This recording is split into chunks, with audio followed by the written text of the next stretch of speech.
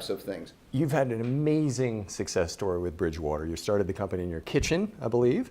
40 years ago, you built it into the most successful hedge fund in the world. When you started, how did you learn to invest? And how did your investment strategy change over time? Well, I learned from my mistakes. In other words, my instinct is, you go there and you place a bet. I've had winners and I've had losers.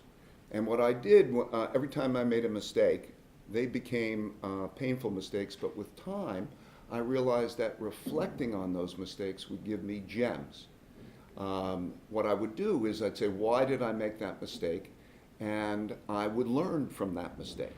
And I'd write down a rule. So what was helpful for me is I put that rule, I wrote these principles down. Those principles that I wrote down, I then put into algorithms, in other words, equations.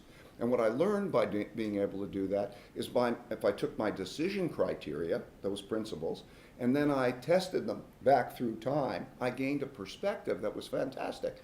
I could test them in back 100 years. I could test them in different countries, and I would learn how those rules worked. And by putting all those rules together and then having these algorithms, the computer could replicate my thinking, but it could actually think better than I could, because what it would do is it could process more information, it could process it faster, and it could process it less emotionally.